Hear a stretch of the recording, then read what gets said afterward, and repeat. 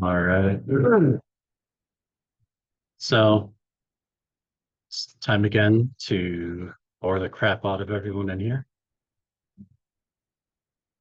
So today we get to look at slope of a line and find the equation of a line.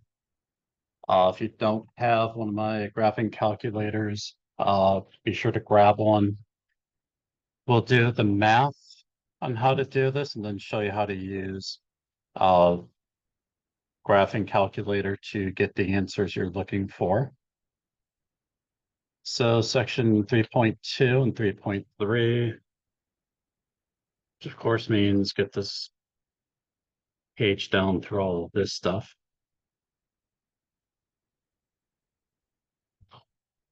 All right.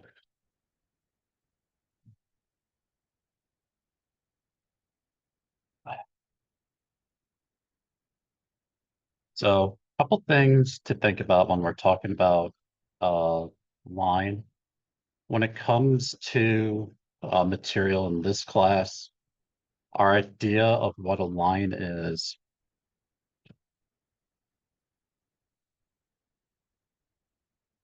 going to be something of the form y equals mx plus b. This m, a lot of different formulas for it, and we're going to go through all of them, as well as how you can use a graphing calculator to figure this stuff out. But this m,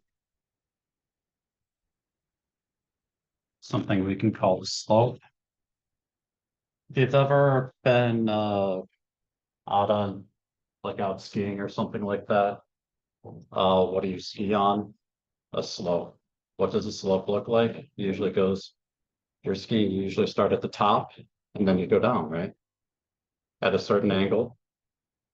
Well, the slope is the same type of idea, except you could be starting at the bottom and looking up. They can go in many different ways. Uh, has anyone here had like a physics one class? No? Okay. So if there's only one of you, I guess I can't use any physics examples, right? Or should I not let that stop me? Because it's not my fault you don't know what I'm talking about. Do you have a professor that does that to you? Yeah, we're going to talk about quantum mechanics today. Oh, what? Anyway, so when we're looking at the slope, the formula that we're going to have is we can write it out many different ways. The little triangles that I have there, depending on who you talk to. Oh, that's the delta. That's great. Isn't delta an airline company? Well, the triangles in this, for this class anyways, just means change. So you started at one value of x, you move to another value of x. You started at one value of y, move to another value of y.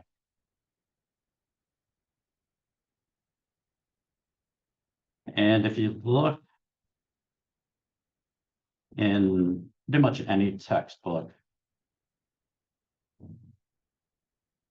they're going to say that the change in y is y2 minus y1. Change in x is x2 minus x1.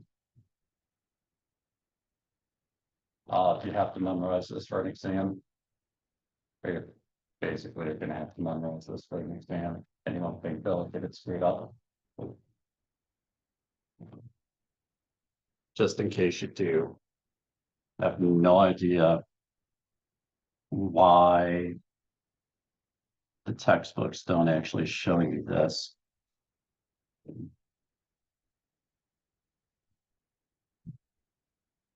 All that you have to keep in mind when you're trying to figure out what is this formula. You put the second value here, you put the second value here. You put the first value here, you put the first value there. Everything else will work out exactly the same. So if you have y2 minus y1 over x1 minus x2, you'll get numbers. It'll be the opposite of what you're supposed to get. So it can be a little bit difficult if you make a small mistake. Uh, and when we're looking at like what does all this stuff here mean, I can actually give you a couple of points. Say the points 1, 5. I'm going to code these as x1 and y1. Then we can look at points, say 3 and 19. Call that x2 and y2. And then for the slope, just plug in the numbers wherever we want to. So if we use this particular formula here, the 19 minus 5 divided by 3 minus 1. 19 minus 5 is 14. 3 minus 1 is 2. Sometimes you're going to get a slope and it's going to move to like a horrible fraction, like 3/5, 5/19 or whatever. Sometimes we'll get a slope with a fraction like this. Can I reduce that? Yeah. Top number is even, bottom number is even. I can pull out a 2. It's going to give me a 7. So based on those, that value right there, I know that y is equal to 7x plus b. The next thing that we need to do is figure out what b is. How do I get b all by itself?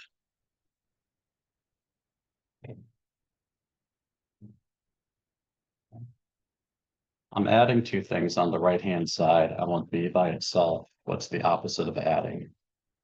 Subtracting. So I want b to stay here because that's what I'm solving for.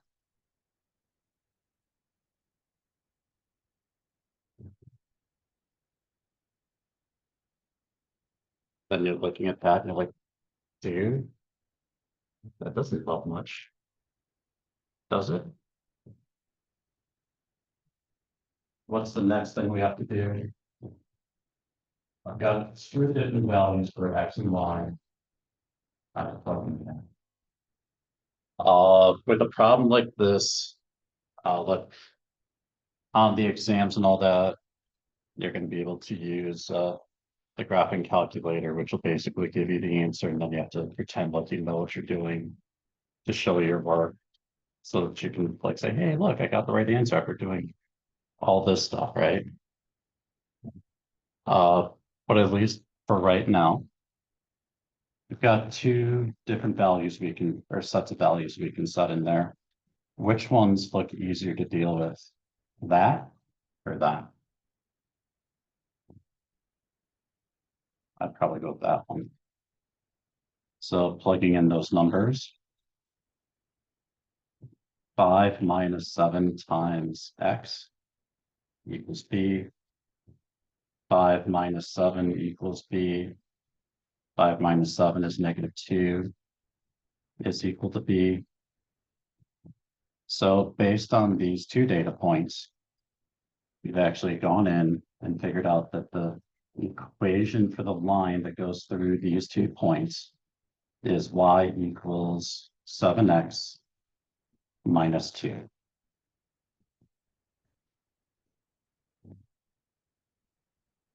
Don't you wish everything was that easy? So pretty much everything we're going to do today is going to be based on that over and over and over and over and over and over again. And then when you think you're totally over, that's going to happen over again. So if we're trying to figure out, say, just a general formula for dealing with these, we can come out and say m equals, again, change in y over change in x, and b is going to be equal to y minus mx. Over here, we found that y was equal to 7, so that's where this formula comes in. But once you've got m, you can go back and solve for b. If I give you b and a pair of points, you can solve for m. So there's going to be a whole lot of flipping things around here if we need to.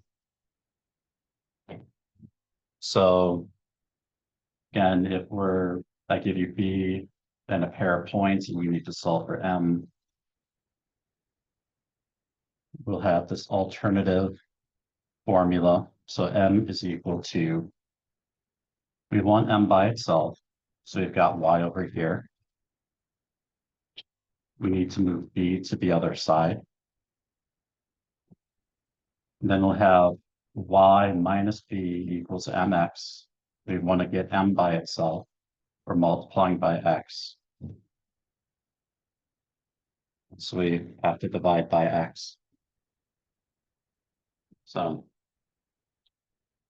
two different formulas. I think that's enough. We can go home now, right? I wish.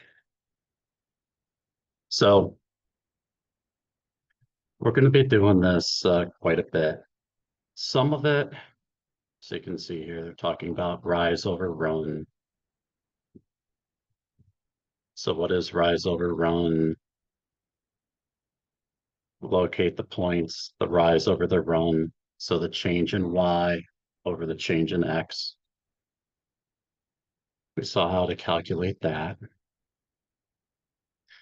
If we've got a particular graph like we've got here, we can try to make it as easy on ourselves as possible. Assuming we like making things easy on ourselves. Anyone? Okay. So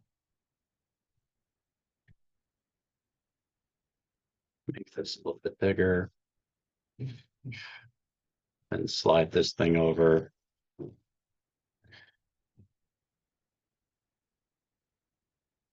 But we're looking at a graph in our graphical line.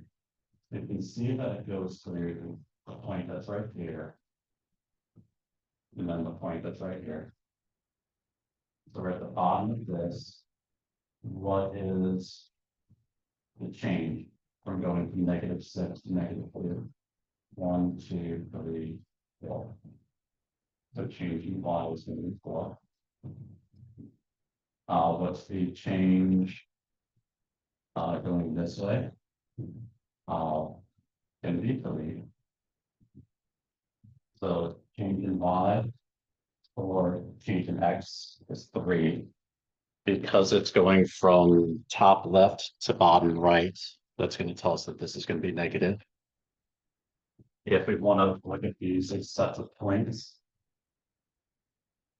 the x value here is 0.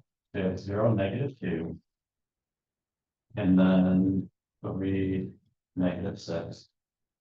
Plug them into the equation that we've got, and you can figure out what the slope of the line is going to be. Almost too simple, isn't it? Don't worry, it gets worse. So with a lot of this stuff, like I said, if you look at the graphs that we have, try to find points where,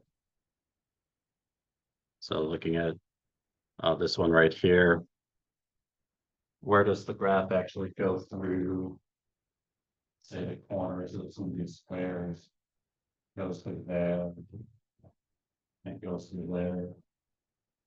So what's the rise here? 1, 2, 3. What's the run? 1, 2, 3, 4, 5. Easy enough to count, right? So, like I said, we can a lot of different ways that we can actually do these. Uh, Last time we were actually graphing some lines like we've got here. We've got a horizontal line.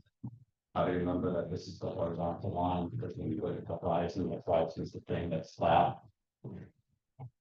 We can look at a vertical line. How do you know that it's vertical? If you're in sports, don't they test your vertical every once in a while to see how high you can jump? Right? So horizontal, you're looking at the horizon, vertical, you're jumping up and down. We've got y=4 here. And with an equation like that, uh, if I ask you, and I'll just say right now, this type of question will actually be on the exam, or at least it was last time. Okay. So, got an equation like that. And the question is going to ask you, what is the value of y when x=7?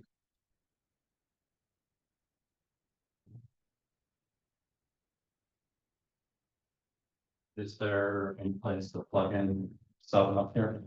No. There's no value of x in this equation. So 4. -52 million. Answer is 4. X=0. Well, it's on a plot here, right? X=0. Y=12.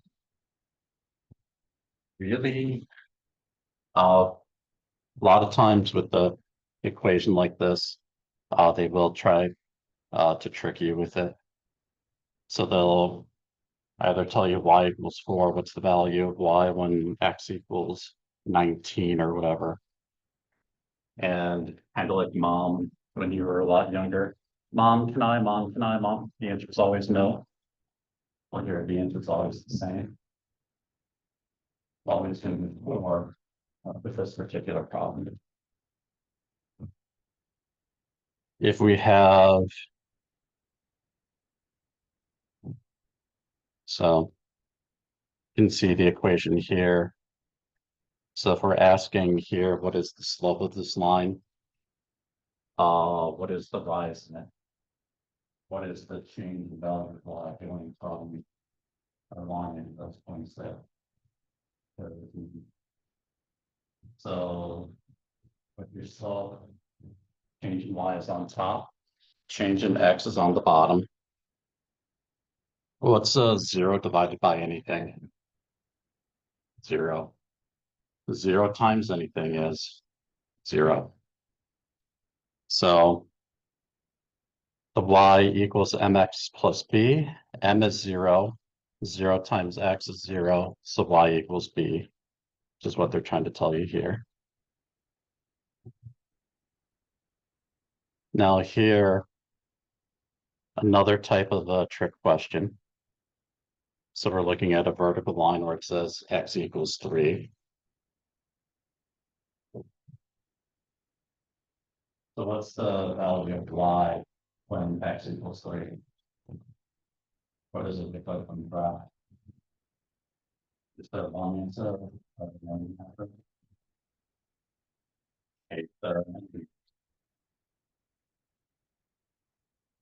So any value of y is actually going to be the correct answer. How do you write any value of y? Do you remember that one? Yep. The sideways 8 ball. So again, using the equation that they had there, x=3, y equals negative infinity, positive infinity. Because you can never have anything actually equal infinity, remember you get to use the round bracket for that. If it's something that it can equal, then that will square brackets. That one you're going to follow me to right there.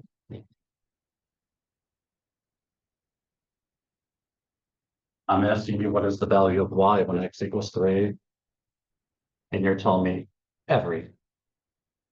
So works out. Yeah.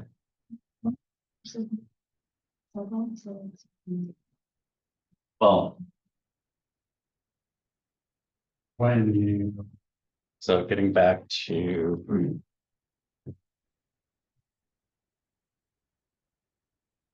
so looking at what you have here, if we're trying to find the equation of the line using y equals mx plus b, uh, since there's since the change in or there is no change in x, it's always 3 minus 3 equals 0. For that equation, you're going to get that issue of uh, it's undefined because you're dividing by 0. But in this case, we actually get to kind of flip things around. And our equation, instead of being essentially y equals mx plus b, it's x equals my plus b, or something like that, if you want to think about it that way. So you get the equation that's on the top there. Remember, the equation y equals mx plus b is just generic. Uh, in the uh, in all the different stats classes that I'm going to be teaching this semester, for you guys, equation of a line is y equals mx plus b. For them, the equation is y equals beta naught plus beta 1 times x. And then in a different chapter, y equals beta naught plus beta 1 times x1 plus beta 2 times x2 plus beta 3 times x3 plus beta 4 times x4 plus beta 5 times x5 and so on. But it's all still the equation of a line. The difference is with the equations that we've got here, they are two-dimensional. A statistical project that I worked on where I'm literally trying to create a line that intersects all these different data points. I think I only had 40 or 50 dimensions. So we're all used to three-dimensional things, right? Like up, down, left, right, forward, backward. Fourth dimension is time. Unfortunately, you can't really go back in time. You can only go forward in time, but that's the fourth dimension. So if I'm working with 40 dimensions, what do all those other ones represent? I don't know either. But I work with it. Can you visualize it? No. Can you visualize a four-dimensional object? No. Good luck trying to visualize 40. And I do not recommend this. Do not try this at home. But I did have some friends who were in the math and stats program that I was in who tried dropping acid a couple of times to see if that would help them. It didn't. And then when they ran out of the room because they thought one of the chairs was wiggling around on its own and going to attack them, that was an interesting day in class. Imagine if that happened in here. Some student did something and all of a sudden they're, oh my God, it's gonna get me. And then runs out the door. Strange thing. While I'm thinking about it too, so you can see what it's here. We're talking about the different types of slopes that you have. If it goes from lower left to upper right, it's positive. Upper left to lower right, it's negative. If it's horizontal, it's 0. it goes up, it's undefined, but it's only undefined if what? When you say y equals mx plus b. So and there will be some stuff you get into where you actually do have to flip things around. So I will say as well, uh, I'm, I don't think I've been on campus when it's happened, but does SVSU have blood drives? Okay. Just a friendly reminder, if you do happen to go to a blood drive and donate blood, try to make sure you have more than enough time between when you're done donating and when your next class starts. Uh, one of the classes I had, instead of a little dinky window like we got here, it was a much larger window. Saw one of these students, she gave blood for the first time and she's running up 3 flights of stairs and halfway across campus. She made it to the door, face plant, slid down, just like in every horror movie you've ever seen.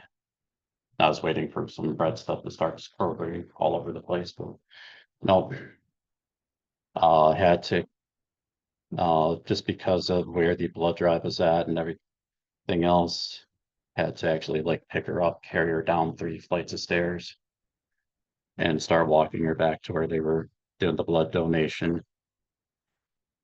She was fine, but again, class was completely disrupted. So I already talked about using this formula. So again, if we're looking at this, we can call this x1, y1, x2, and y2. So if we use the traditional set or formula, -1 minus 4. What's -1 minus 4? -5. For the run 2 minus a -3. Negative times a negative is a 4. So 2 minus -3 minus -3 is +3. 2 plus 3 is 5. So we have -5 divided by 5. What's that going to give us? -1. Now, if you have a graphing calculator, give you a second to turn it on. And if you need to come up here and borrow one, please do. Has anyone ever shown you how to come up with the equations of lines using graphing calculators before? All right. So so with all of these, unfortunately, I can't make any of this stuff down here in a larger font. Uh, but it does capture every single step that I'm going to do here. So step number 1 is going to be stat. And if you've never done this sort of stuff before, hitting the stat button brings you to this window here. We want to hit edit. So we've got a couple choices here. You can either hit a 1 or you can just hit enter. Assuming that students in my other classes that have used these haven't screwed up the calculator too badly. The next screen option would kind of like this is L1, 2, 3, 4, 5. And then there's going to be an L6 all the way over here. If your calculator happens to have data like we do here, we can clear that out. I need to clear this out. So what I'm going to do is hit the up button, then hit clear, and then hit the down button, and all those data points go away. And what I'm going to do here, any value I have for x, I'm going to put it in L1 column. Any value I have for y, I'm going to put it in L2 column. It doesn't matter which. So and I'm gonna say this and then I'm probably gonna regret saying it in a moment, but uh oddly that's never stopped me before, so why should it now? So when we're looking at the data points here, I can either type in -3, or the way that it's basically going to work out, I'm going to type in -3 and 2, hit an arrow key over, then type in 4 and -1. Uh, so if I need -3 and 2, first thing I need to do is remember that I need to use the negate in 3 and enter. If you type, say, -6 and enter, tells you syntax error if you've done any computer programming. Syntax is basically the code that you put in for variables that you may have put in, and graph calculator is trying to tell you, do that. What is this? I don't get it. If this happens to you, you can either hit the quit button or you can hit go to. And the go to is blinking on that negative sign. So with the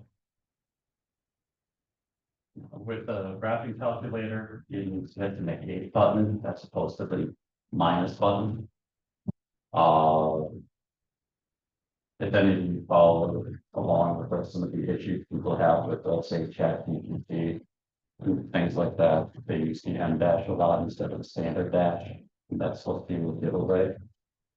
Well, it's kind of the same thing here. We've got an extra long dash here, which is the minus button. We actually move the negate button. So since these aren't even data points that I need to put in here, I'm going to get rid of that. What are the data points I need to put in? So I've got -3 and +2. Now I can type in 2. Arrow key over. What is the y value associated with -3? It's 4. What is the y value associated with 2? It's -1. So again, I have to do negate 1. So everyone at least got that on their graphing calculator. If you've never done this before, there are some steps to this. It can be a bit confusing. If you have done it before, take a quick 5-minute nap. Once I've got the data that I need in there, I can go back to stat and then click the over button and then click down, down, down.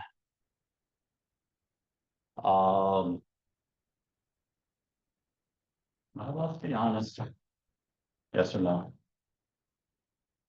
So if you look at what we have here, we have one reg ax plus b. What's our equation for a line mx plus b? Then down here we have one reg a plus bx. Difference between them? Absolutely none. Why do we have 2 of them on there? I have no idea. But anyway, one of the reasons why we want to put our data into L1 and L2 the way that we did is the default setting on all these calculators is to say L1 is your X values, L2 is your Y values. If you have a calculator, it's showing you that right now, to start mashing the down arrow key until you're highlighting calculate and then hit enter. If you have something different on there, which may happen,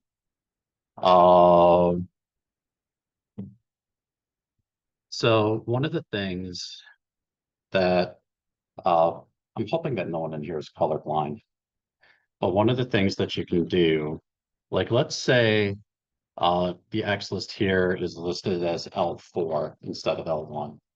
How do we change that? If you hit on my calculator, I hit the blue button. On your calculator, you hit whatever the second button is. And this will change to up arrow. And one of the cool things is when you look at the blue button and then you look at all this blue stuff that's all the key, how do you access all of these different things in blue? You hit the blue button. You want stuff that's in green, hit the green button. Color coordinated. So again, I'm saying let's pretend that we see L, the X list is listed as L4. I'd hit second and then 1, and it's going to change it to L1 for me. So now that I've got that set, I can come down and hit calculate. The freak list, if we're doing some statistics, we might use that. And you're probably thinking of the joke that I was about to make about a freak list. Some of you have already, yeah. I made that joke a couple times and someone got really mad at me once. So I'm not going to say it again. But anyway, we go to calculate, hit enter. We already calculated what the slope is going to be. We get -1. Tells us what the value is going to be. 1. That's much nicer. So again, on the exams, you get points for having the right answer. You get points for doing the work. Saying I did my work on the calculator doesn't count as doing the work. Going in, putting down the equations and solving them, that's supposed to be the work. But you can use this to check it and make sure that you're getting the right answers. Okay? Fair enough? All right. We'll do a couple more of these so that you guys get some more practice. And again, L1 is going to be the X list, L2 is going to be the Y list. Anytime we have negative values, you need to hit the negate button.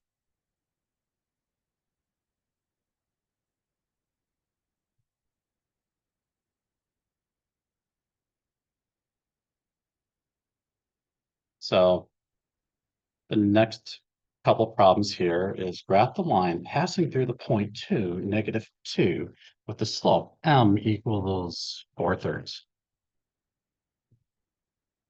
Didn't we already do an example problem like that? So let's take a look at this one real quick. I'm just going to write down the values. So it says graph. In order to graph, we have to have an equation. So we have to solve y equals mx plus b. I know you can't see anything I'm writing down right now.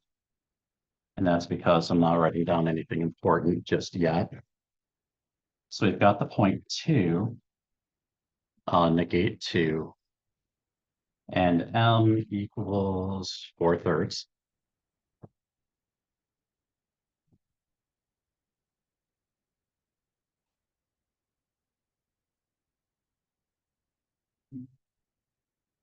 So we've got m, we've got a y, we've got an x. We're going to be trying to solve for b here. What's the equation that I said to use if we're trying to solve for b? B equals y minus mx.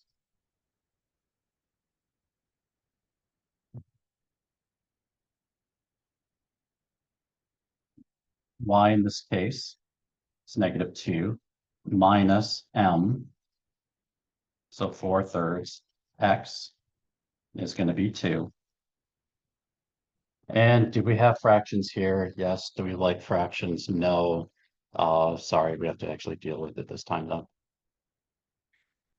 So -2 minus 2 times 4/3. We can think of that as 8/3. How do we deal with fractions? If we have a common denominator, it makes things a whole lot easier. So I've got a 3 here, I've got a 1 here.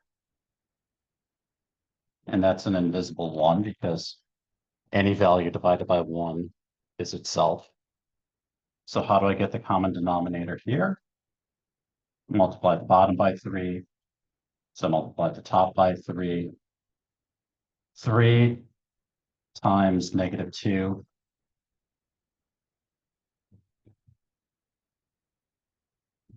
So that's going to be -6 minus 8 over 3. -6 minus 8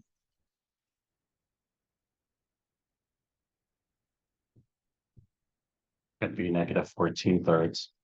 And what is that in reference to?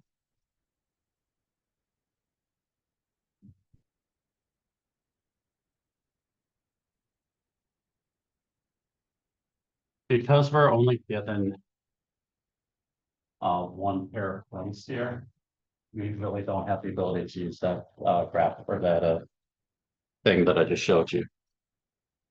But now that we've got this set up, we have y equals 4 thirds x minus 14 thirds. So if we want to try to graph that, go to the calculator. We can hit y equals, clear that out of there, clear that out of there. So our equation is what? 4 thirds. And then if we need that x in there, we hit the x button right there, minus 14 over 3. So we try to make it look like that. And I will say, depending on, I think with all the calculators I've got, this should be fine. If you're trying to do, say, a problem like this on a graphing calculator app on your cell phone or tablet or something like that, you might need to put parentheses around 4 thirds. Not saying you do, you might. Well, once you've got that, hit graph, and there you go. And again, looking at the range of values I have here, is that a very informative graph? Is that telling me anything interesting or useful? Not really. It's kind of zoomed in. So how do we fix that? We can go to Window, X-min, let's say -5, X-max, +5, Y-min, Y-max, -5 to 5. Sounds good to me. Graph that. Now it's a little bit more useful. So if you have a question like this, and I believe you actually will, and you have to figure out what the equation of the line is, which includes the graphing calculator. Hit it with the appropriate size window on it, and then basically copy that line to whatever. Based on what we have here, to go 1, 2, 3.5. It's going to be 1 point that's go through, and then -1, -2, -3, -4, -4 2/3. Going to be the other line, then or the point, then draw a line through it. I can't draw a straight line either, so don't worry about making it look good. Just try to make sure you have it going in the right direction and about the right spot. I will say, or just as an example of something that's going on here,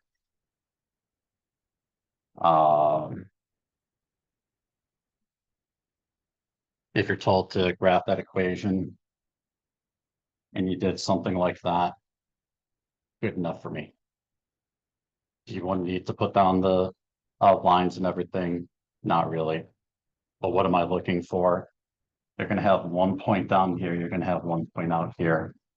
If you draw something like that, that's going to be wrong.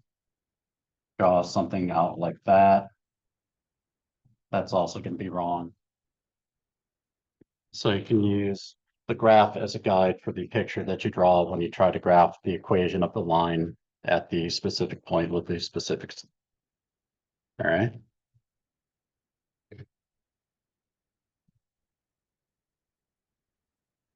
So again, we've got another slope problem here. Graphing the line using its slope and intercept. So you've already seen how we can do that.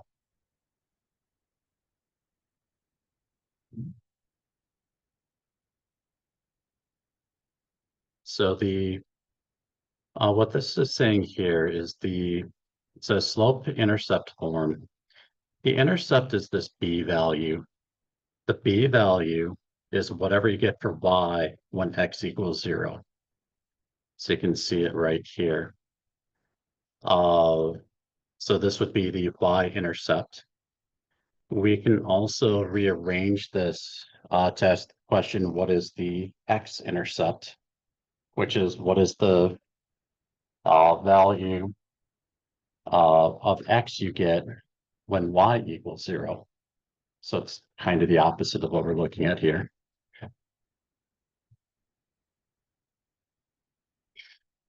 So looking at these, it says identify the slope and intercept and y-intercept of the line from the equation. So the first one right there, A, is what's the slope? What's the intercept?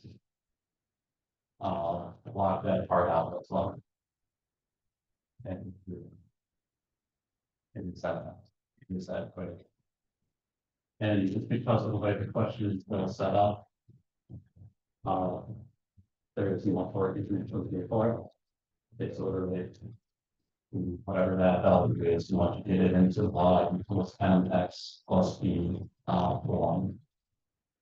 Over here, is that in y equals mx plus b form? No. So we need to manipulate that. And since this is one of the example problems, you can see what the textbook is doing. We need y on one side of the equation and all by itself. So we move the x to the other side. That gives us 3y equals negative x plus 9. How do we get y by itself? Divide both sides by 3. There's our equation. What is the slope? The slope is whatever happens to be in front of x. What is the intercept? Or the y-intercept anyways. Whatever value we get here. So it is a little more work involved with this. So if I ask you what is the slope of the first equation right there, what is it? Make it a little bit bigger in case someone can't see it too well.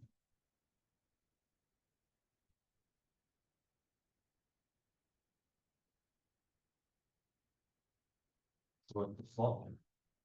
2/5. What's the slope? Negative 4/3. What's the intercept? Negative 1. What's the intercept? Positive 1. Once you have it in y equals mx plus b format, again, there is no work.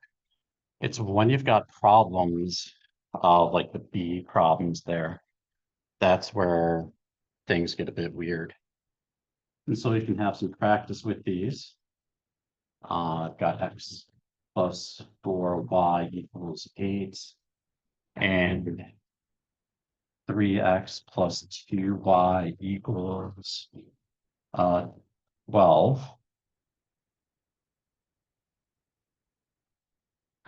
So with both of these, big idea here is get them into the form y equals mx plus b. So we want y to stay in both of these spots, which means anything that isn't y, we need to get it to the other side. I've got a positive x here, I've got a positive 3x here. If it's positive, what I need to do to move it to the other side? Subtract, right?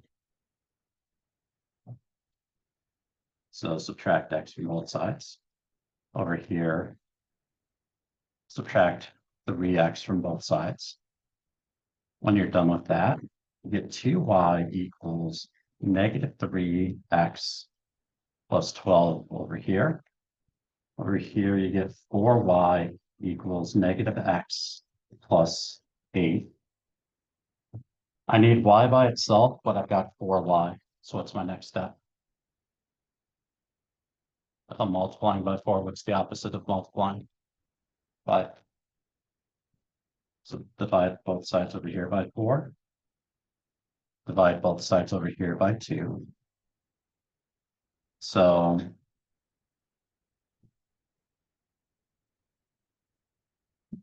once we've got to that, we can't really do much over here to reduce this. 8/4, we can reduce that. So I will just be honest with all of you. With this particular problem, I expect you to get it into this form, leaving it as 8/4. No. Okay. On the other side over here, we're going to end up with y equals negative 3/2 x plus 12/2. 12/2 can be reduced plus 6. So again, we're going to be graphing. If we're going to be,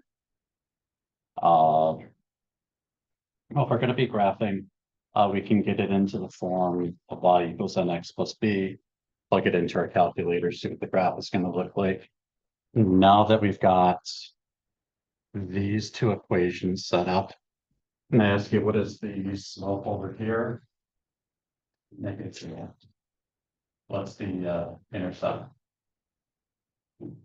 Anyone else bored with this stuff yet? I thought I had it all done like 20 minutes ago, didn't I? So we keep doing this stuff, like I said, over and over and over.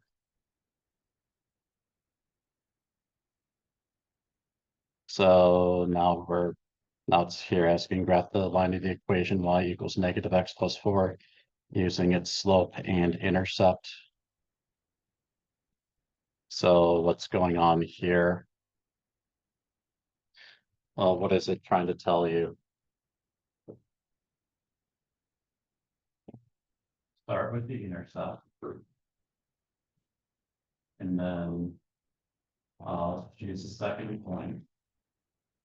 Move down.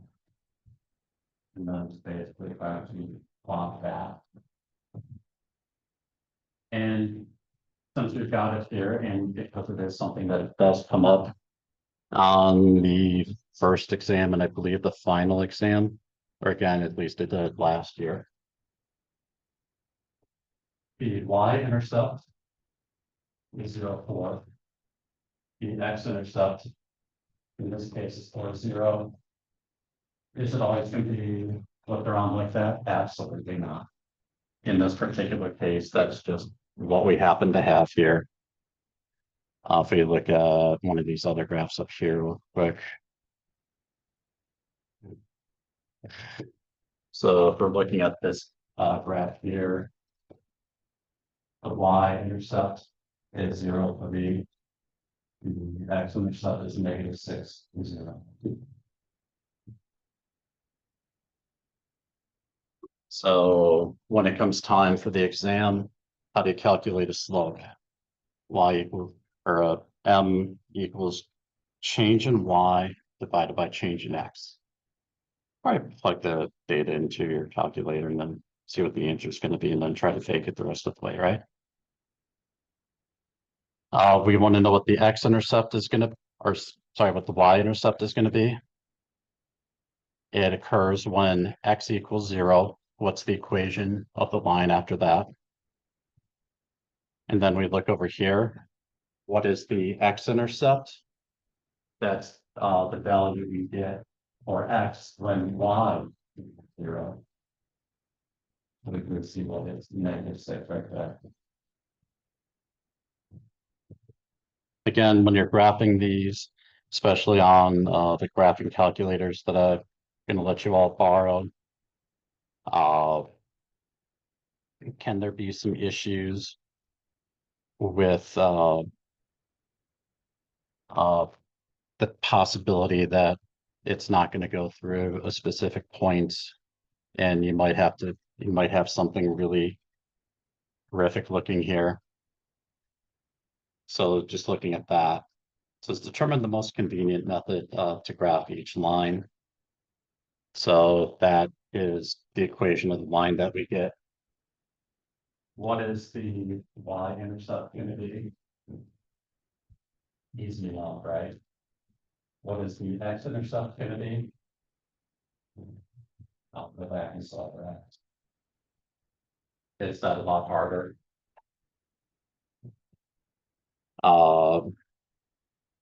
But if we are, so just looking at the equation that, or what we're told to do here, it says, determine the most convenient method to graph each line. What is the most convenient method going to be to graph each line? Put in your calculator, right? But if you're, I believe on some of the problems that you'll see with the online homework and that sort of stuff, you'll have something like this. Then you have a table of values to create a whole bunch of points. So let's take a look at y equals negative 5/9 x plus 8.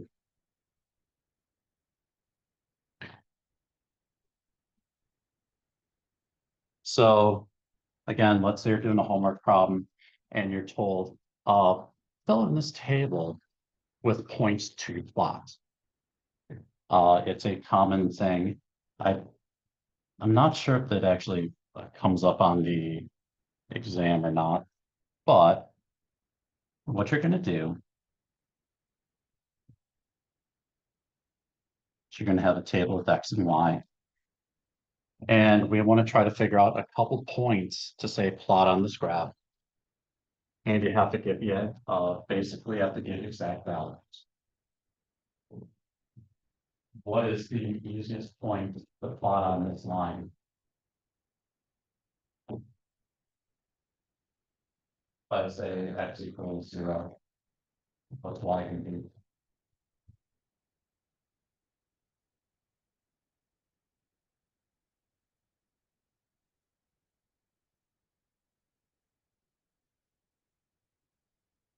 As 0 times anything is 0. 0 plus 8 is 8. So we've got our first point.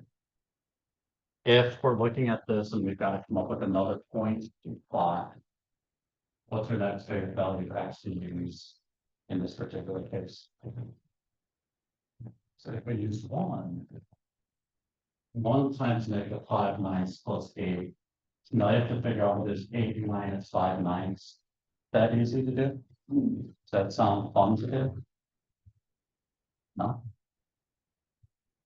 So can we make this at least a little bit easier on ourselves?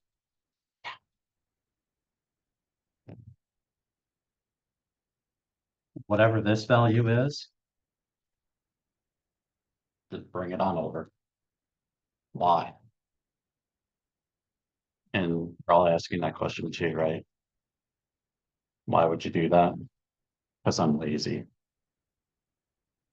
By using the value that we have in the denominator here, we're going to get negative 5/9 times 9 plus 8. 9 divided by 9, those cancel out. So you have negative 8 or negative 5 plus 8.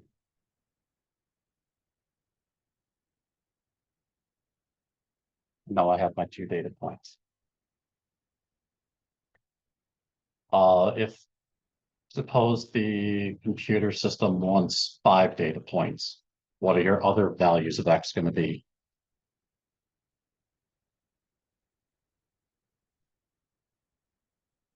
What do you notice about 18, 27, and 36? They're all multiples of 9, right? Why would we choose multiples of 9? Because we're going to cancel off the 9 that's right there. If we had, say, another problem,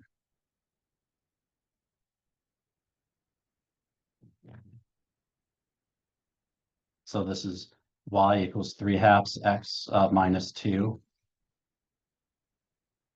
Again, x and y values.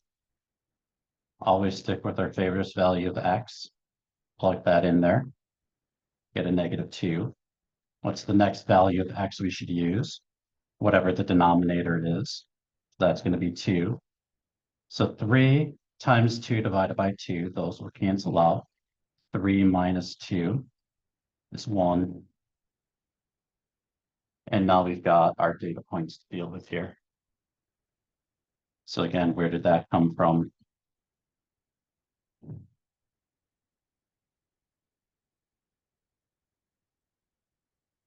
Sorry, and that bottom thing is a 2. Those cancel out. So we simply get 3 minus 2. You can technically use whatever value you want. But if you make these values too difficult, good luck figuring out if you got the right answer.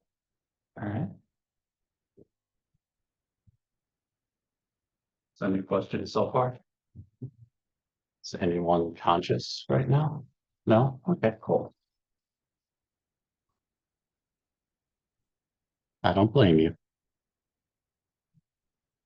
One of the weird things is, let's say we get an equation like that. How many of you want to be business majors? Or we're looking to get into business? Okay. There's a class that I used to teach called management science. And you're probably going to get tired of hearing me say this, but one of the stat classes that I'm teaching, what are we going to be doing a little bit later in the semester? These types of problems. So the problem that we have here, and this is actually a graduate level stats class.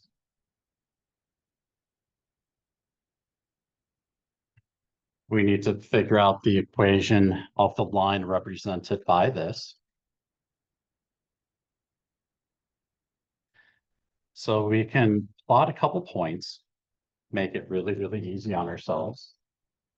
Or we can try to rearrange this whole thing, make it look like the equation of a line, and then figure out what the equation of a line is. In the graduate level class that I'm teaching, in the management science class that I taught in the past, these equations come from something called constrained optimization. So if you've ever been in a business class and say you're running a business and you're trying to figure out, how do I maximize profit? That is a constrained optimization problem. How can I minimize costs? That is a constrained optimization problem. Do those sound like things you do in business? Try to make money, try to cut costs. So it's actually set up in the form, or most of the time it's set up in a form like this.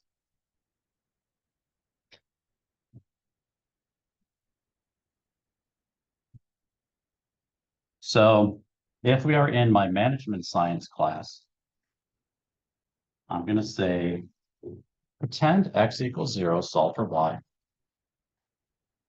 Then I'm going to say, pretend y equals 0, solve for x. You have your 2 points, put them into the calculator, get the equation of the line. So if we have x equals 0, we get negative 5y equals 20. What's y going to equal? Mm-hmm. 20 divided by negative 5. Now I say y equals 0, what's x going to equal?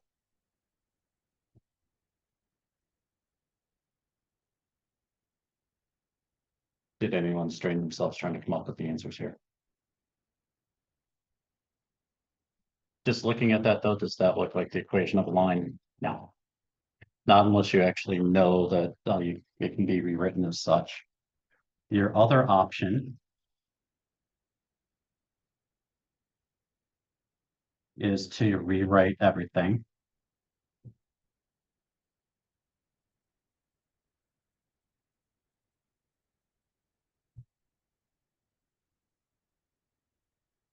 Negative divided by a negative is positive, so negative 4 divided by a negative 5 is a positive 4/5. And then positive divided by a negative is going to be a negative. 20 divided by 5 is 4. Now we've got the equation of a line.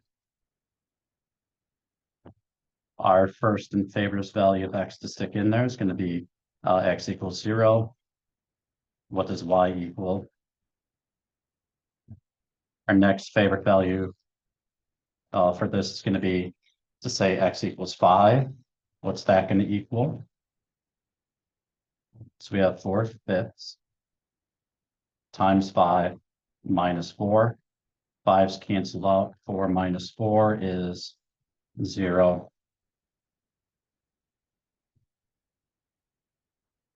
And comparing that to here, we have to solve. And up here, we have to solve.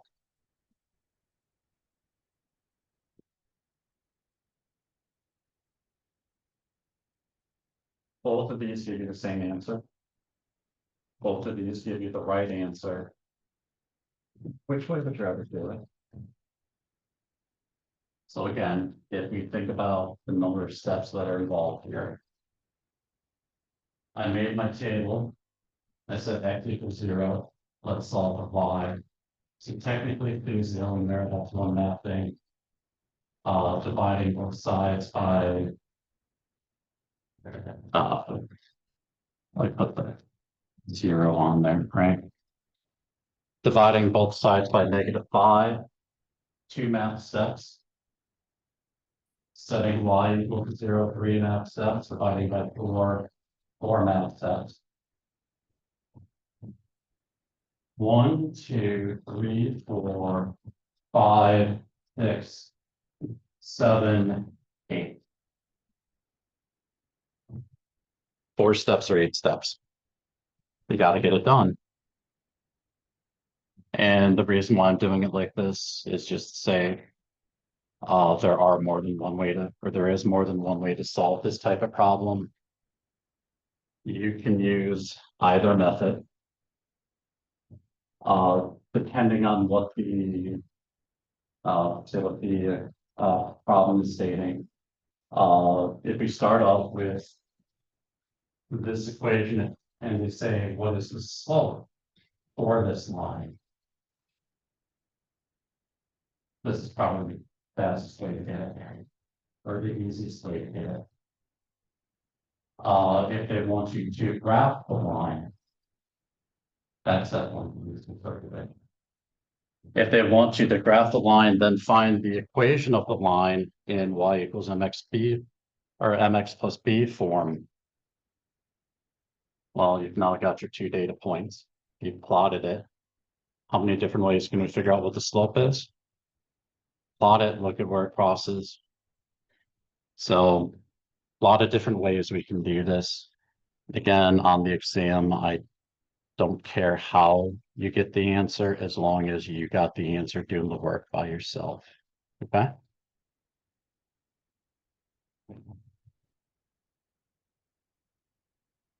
So again, it says determine the most convenient method to graph each of these. If all we're doing is graphing, x equals 0 solve for y, y equals 0 solve for x, 4 steps, you're done. Can you rewrite it and then try to solve it that way? Fine with me. A whole lot more work, but if whatever you feel most comfortable with, I'm definitely not a big fan of doing things like saying, oh, you have to do it this way. Because the next question you should be asking is what? Well, why do we have to do it that way? And it's like when I hope you all realize by now that when your parents told you because I told you so, that was a garbage excuse. They probably didn't know a better way to do it themselves, or they wanted to try to make it or something like that. We all realize that, right? Most of us. So we've got our equation here for converting from the Celsius temperature into a Fahrenheit temperature. With a problem like that, we can actually do something called the inverse problem, which means instead of Fahrenheit temperature equals 9/5 times the Celsius temperature plus 32, we basically flip it around. So we're going to get Celsius equals blah, blah, blah.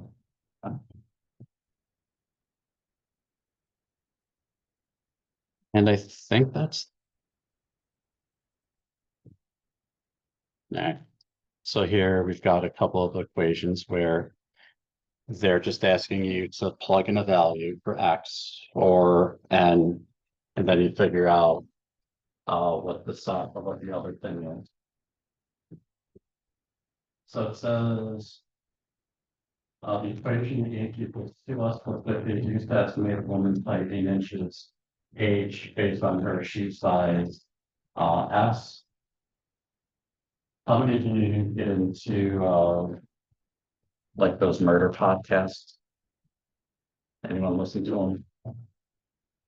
So, and I'm trying to be honest here. If you just have a shoe print, how can you estimate the height of the person when you literally have an equation kind of like this? Is it going to be perfect for everyone all the time? No. But if the person has, say, wearing a size 4 shoe, let's say men's, and I'm hoping that we all know that in men's shoes, a size 4 is basically what, 4 inches, a size 12 is 12 inches, right? So a size 4 inch, do you think someone's going to be, say, 6'9" with feet that are that big? Probably not. Probably going to be looking for what? A little kid, like a toddler. So the way that they do, like figure out how roughly how tall the person is, you have an equation with that. So this is saying estimate the height of a child who wears a woman's shoe size 0. So you plug in 0, 2 times 0 is 0, 0 plus 50 is 50. So we expect them to be 50 meters tall. If we're talking about inches and we want to convert that to say, how many feet is that? 48 inches is divisible by 12, right? 48 divided by 12, 4. And then we've got 2 inches left over. So basically 4 feet, 2 inches. Yeah. Estimate the height of a woman whose shoe size is 8. Any of the women in here wear shoe size 8? Well, let's see how close we get. All right. So we plug in the 8, 2 times 8, 16, 16 plus 50, 66. 66 inches is what?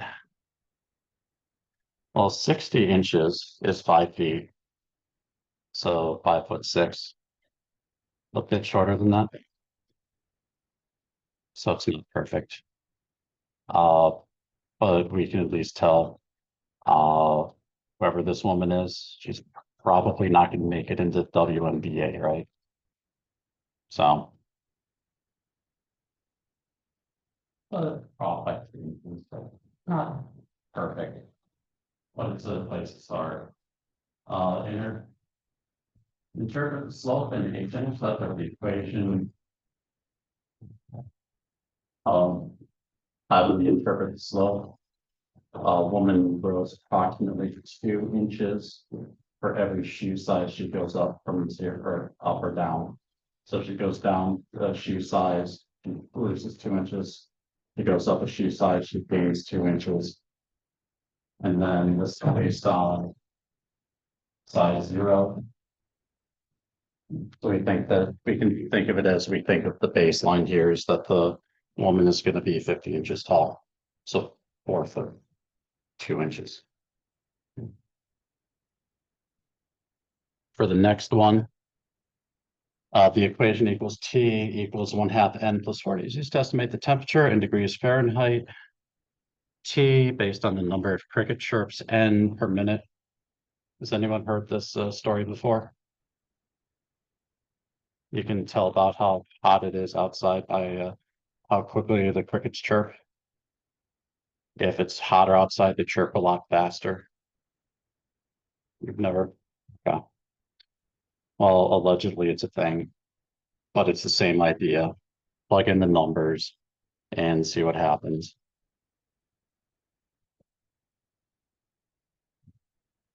And then again, if we want to take a look at this in terms of, say, a business problem, they're saying that we've got fixed costs and variable costs. Uh, some of you, do it this way so that we can make it more businessy and hopefully a little bit more relevant to some of the interest that some of you may have. Let's say you're trying to figure out uh, how much money you can make. And we've got an equation. So $2.50 times X minus, I don't know, let's say $300. So basically what we're looking at here is your example says you're trying to go into business. You are going to be charging, say, $2.50 per item that you sell. Well, let's say to get the equipment that you need, you have to spend $300 initially. So that's where this is coming from. So we can use this equation. We can ask all sorts of questions like, what is my break-even point? The break-even point is where you literally made $0. So something that you might need to know if you're going to try getting into a business where you have something like this. How many things do I have to sell before I start making money? If in the previous class, we had an equation like this, and the equation cannot be, or we're trying to sell like flavored ice chips, so like snow cones. Uh, your profit's going to be $1.50 per thing, but you have to spend $400 to buy the part that you're going to be keeping the ice in, the device you're going to use to grind up the ice so that you can make your snow cones, blah blah blah. Those are fixed cost.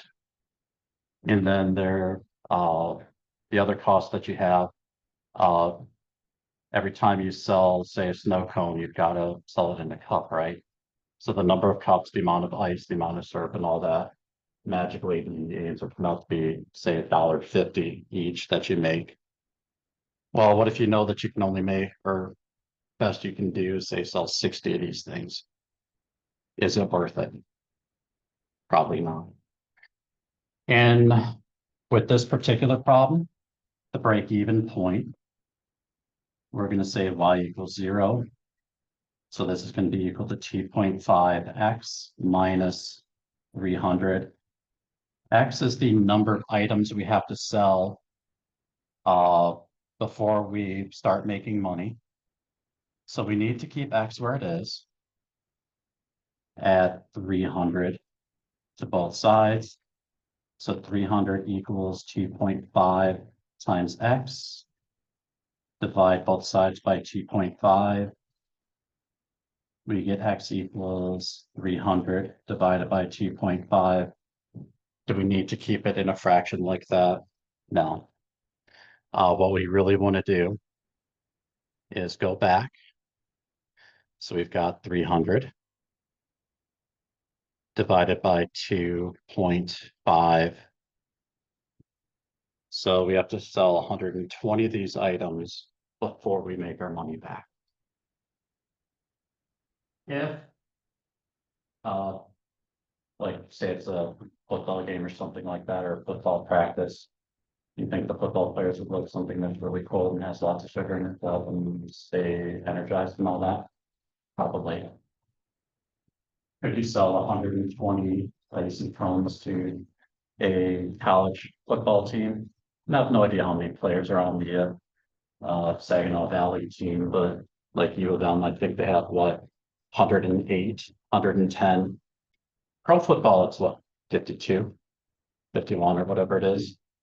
But you can have over 100 guys that are technically on the team. And of course, some of those players won't be getting a number. So what do you call a football player that doesn't get a number? Bench warmer, right? They still get to travel with the team, practice with the team, but there's basically no chance that they're actually hit on. But if you have 108 football players, you think you can sell 120? Shouldn't be too hard as long as you make them good enough and make them quick enough, right? So would it be a good investment to say, put your cart right outside the like the doorway to the players' locker room? Yeah. Uh, if it's winter, do you think you're going to sell that many? No. So have to make sure that you know, can look at this and figure out how many you can sell. And just so that we can keep up with the theme of business stuff here, let's say you make a really quality product. So it's not a question of, is your product any good? I'm just going to come out and say, yes, it is. Let's say you can make the product really quickly. So it's not a matter of, it's a really quality product, but I'll get it to you next week. It's a real quality product and I can get it to you right now. What are some other factors that will go into figuring or telling you how many, say, these snow cones you're going to sell? What are some other things you need to take into consideration? And this is the difference between, say, the math class and the management science class. We put math into context and have to have opinions about it. So what do you think has an effect on your ability to sell snow cones? You can just say it. Whatever you're thinking, let's see. You're free. You're free.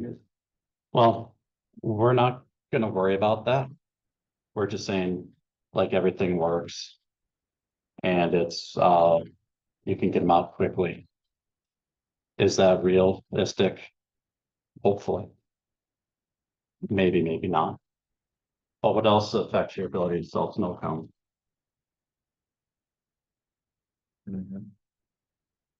Well, the band is going to be there. What can change demand? Uh, I don't know if it's what it's like outside yet, but I was looking at the weather report today. It's supposed to be like mid 70s until storms come through. I think you're going to sell a lot of snow cones during a rainstorm. And when it's say 70, probably not. When it got to be like 95 outside, do you think you're going to sell a lot? Yeah. So we should be worried about a temperature that's going to affect the demand for our product. Uh, what are some other things that could affect the demand for a product? What do you think? And again, I'm assuming that everything is readily available. I'm assuming that all of your equipment works and you can get out your equipment quickly so you don't, you may have a really big line, but you're going to go through that line really quickly because it's going to be, well, what flavor would you like? There you go. What flavor would you like? There you go. What flavor would you like? There you go. Okay. So it's going to be rapid turnover. Well, what else can affect the demand for your product? What do you think? Oh, yeah. You're selling snow cones and someone that has a stall just over there selling ice cream. Those can handle it at the time of year. Yeah, so time of year. What else do you think has an effect on demand?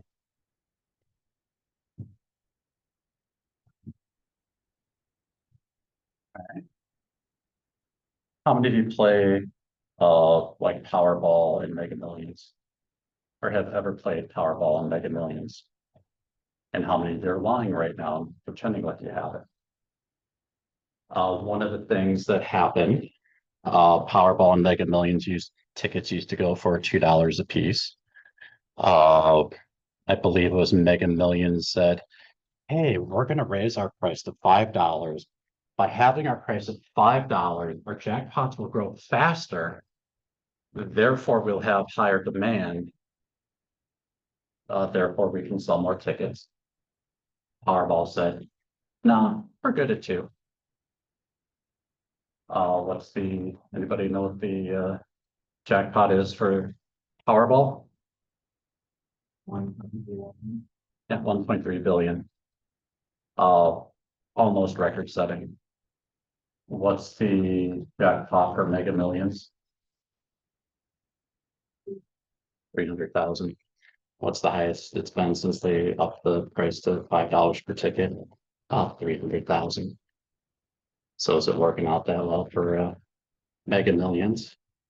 What's the difference between Mega Millions and Powerball? Price. Mhm. Yeah. So again, these are all concepts where can put it into terms of business. So again, here, Stella has a home business selling gourmet pizzas. Uh, the amount of cash that she makes is equal to $4 per pizza plus $25. Where does that come from? I don't know. Or that might be the amount of money that she charges. So you want one pizza, that'll be $25 plus four, so 29. You want two, it'll be $25 plus two times four. That could be a way to do it.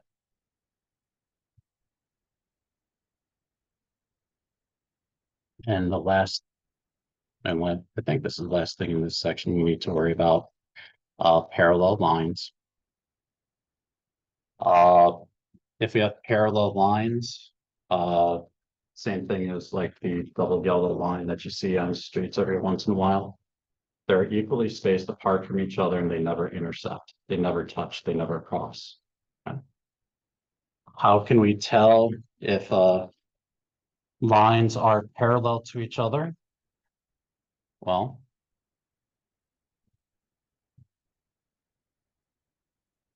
if I have, say, y equals 2x minus 3, y equals 2x plus 4, y equals, let's say, negative 1/2 x minus 5.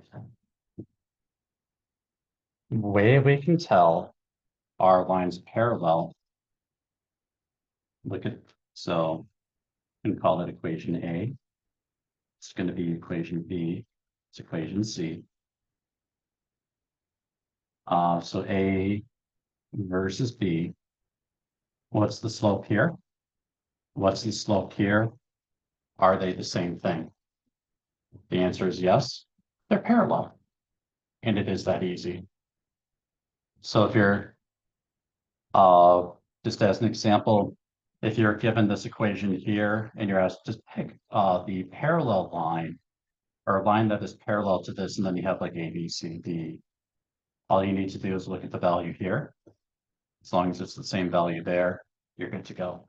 Done. There is no like math work that you need to do with this. If you want to try to prove it to yourself by putting those two equations into a graphing calculator, just so you can see what it's like. I'm going to do this really quickly. So hit the clear button here. So I've got 2 times x minus 3. And then I've got 2 times x plus 4. Graph those. Do they look like they're equally spaced throughout the entire screen that we have? Do they look like they're touching each other? No. So this is one way we can use to see if these lines are actually parallel. The slope tells us that they are, but again, if you're trying to figure this out and you're freaking out on the exam, graph it, look at it, then try to math it. Okay. Looking back at this, uh, so yes, it is parallel. Let's say A versus C.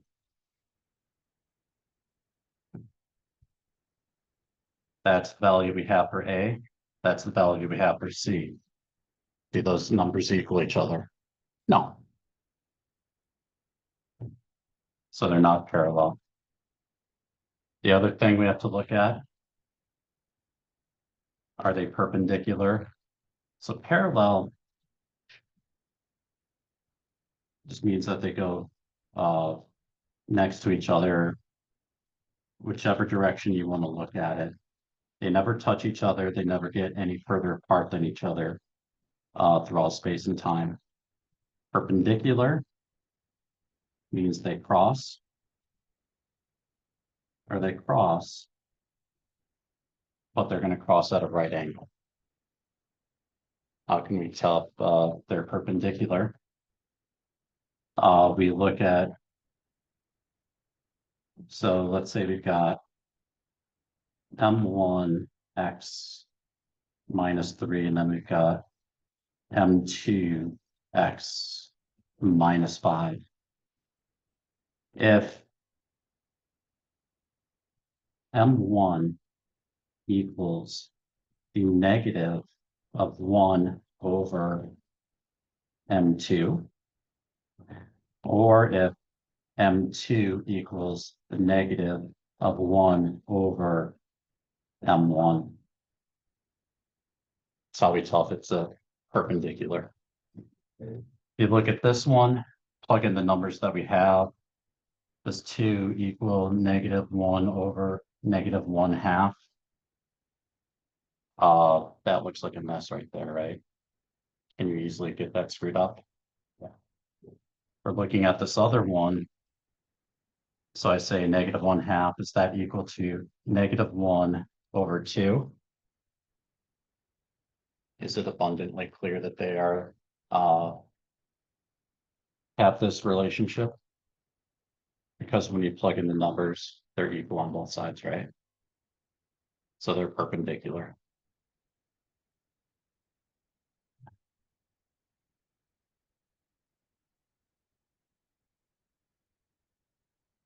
So more stuff to look at there.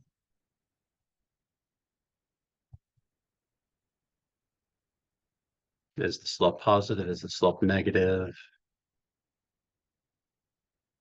Get to the next set here, find equations of the line.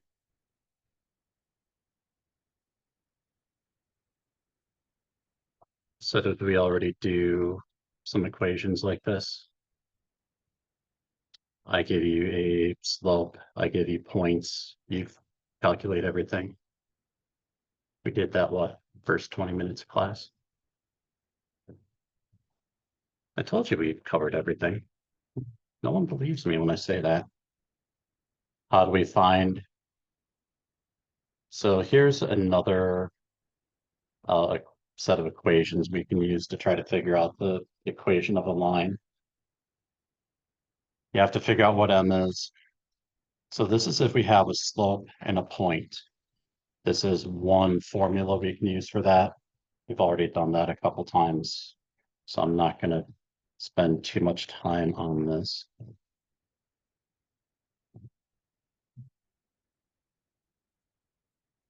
If I give you 2 points, we did that already as well.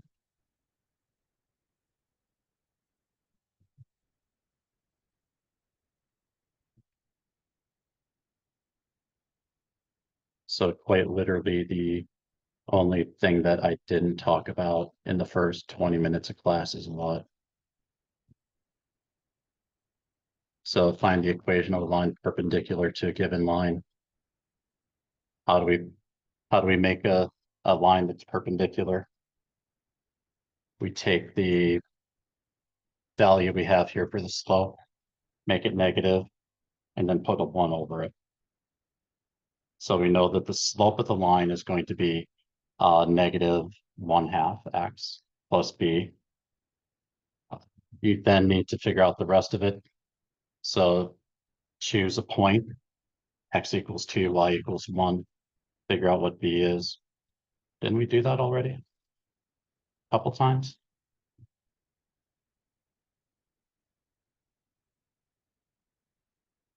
And I think it, yeah, told you we went over everything the first 20 minutes of class. But now I have a whole bunch of examples. And I will say next time there's going to be a problem where they're asking, does this point or is this a point on the line? Well, we'll get to that when we get to that. Because we're getting to the end of the period. Um,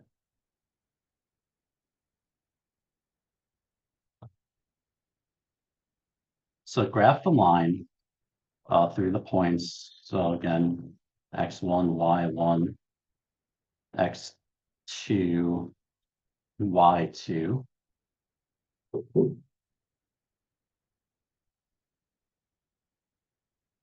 For that, and also give me the equation of the line. So graph that, and then basically tell me what m equals and what b equals. And feel free to use your graphing calculator to do it. And you probably need to see that, right? So let's try that. Okay, you can go away.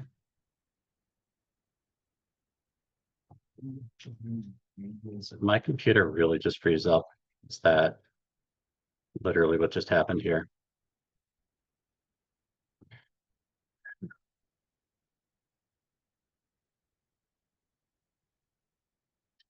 So graph it and then tell me what m and b equal to.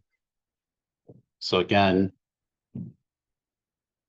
this is 9 and 1 and negative 13 and 71.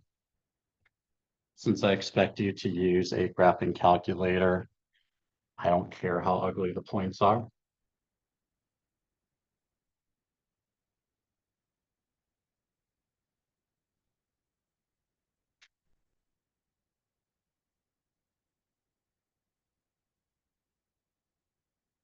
And when you think you've got that, come on up and let me know.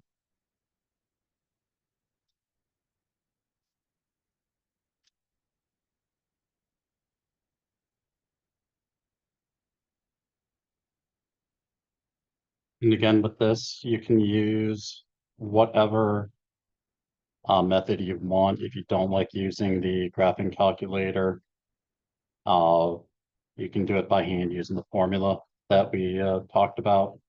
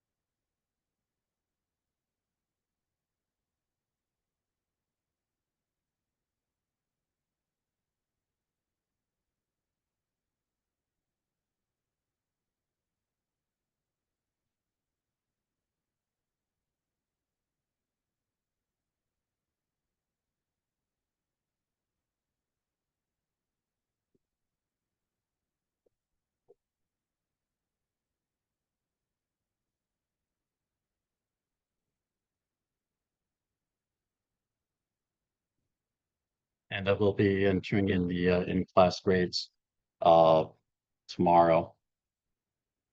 And I've got, what, 3 days worth of stuff to put in.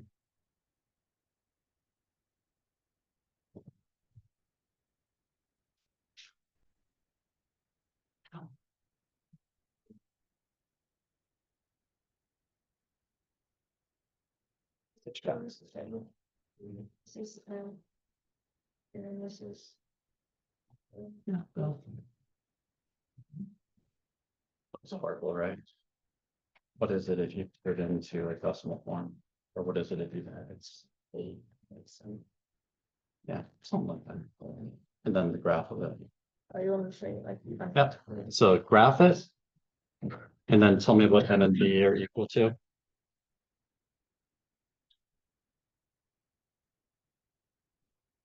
That looks about right. What does the graph of that look like? That's what I was gonna ask, so like, I've been trying to like use this figure from this calculator versus apply. Basically. Okay. So when you see little lines out there, it's trying to figure it's calculating. Right. So the way the field of view that you have right there is pretty ridiculous. Let's try hitting the window button. So X min, set that to say negate 10.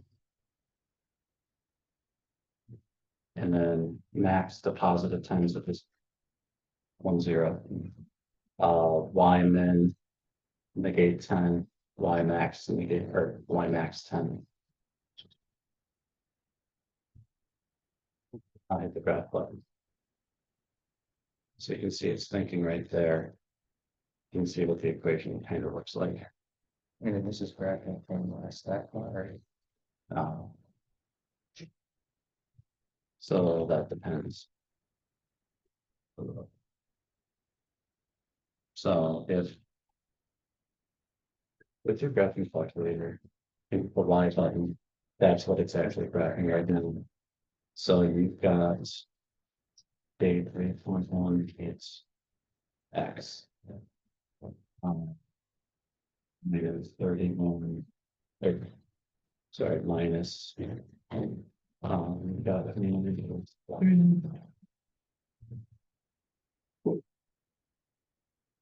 So up here, that's actually part of stack plot. The second stack plot that is on right now. So if you want to turn that off, I can do that. Now we grab it again. And plot it again for you. All right, thank you.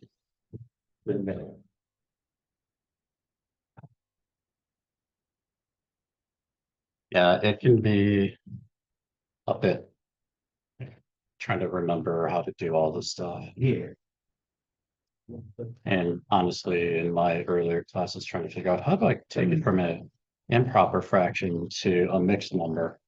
Took me 4 minutes to do it, but I finally got it. Okay. Enter this as stats, and this is the calendar out there. Yeah. So if we graph this, that's the equation of the line. That's the value you put in for M. That's the value you put in for B.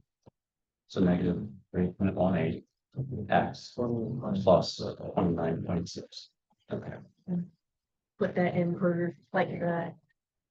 What says Y? Yeah. Yeah.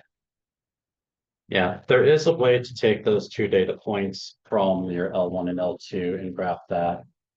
I'm not gonna bother with that today anyway. Yeah, that's genius.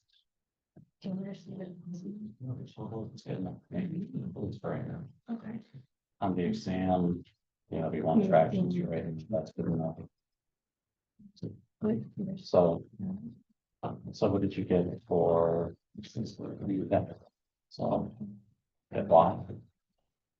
Now you can do negate. 35 divided by 11. So. Then put the X button right there. X. And then you say plus whatever the other number you got is. It'll be about 29.6. So, or you can put in the fraction. Thank you.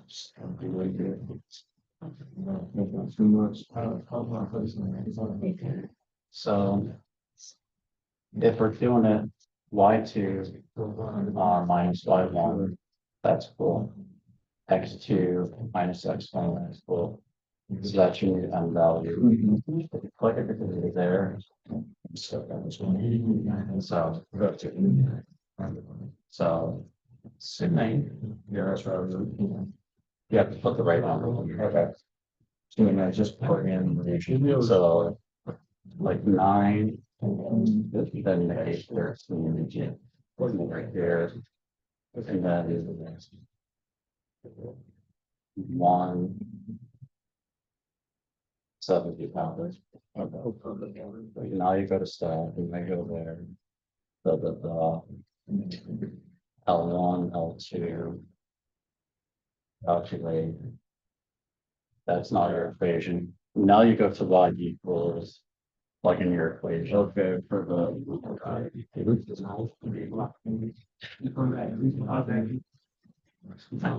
So the graph is any like. Yeah. Just need to show me what you're doing.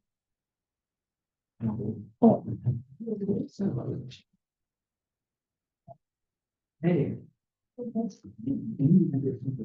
So that's good. That's good. Cool.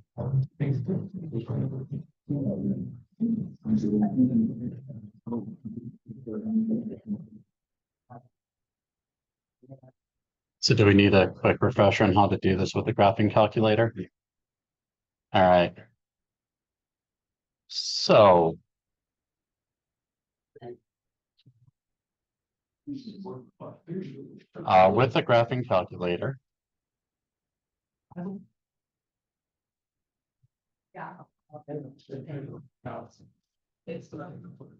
we go to stat, edit. Here we plug in the numbers that we have. So our first value of x will be 9. Our second value of x will be negate 13, because that arrow over, oops, hit enter, arrow over, value of x equals 9, y equals 1, and then 71. Then back to stat, or to calc.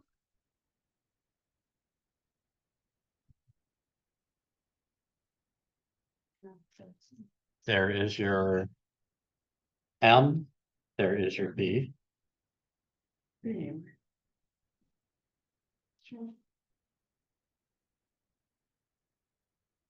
then when you want to graph that,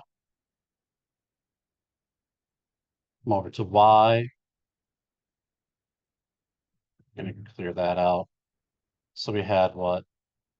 M equals negate 3.18 x plus roughly 29.6. Graph it. And we don't see anything. Let's change the window on here. Negate 10 to 10. Negate 10 to 10. And then you've got your graph. All right.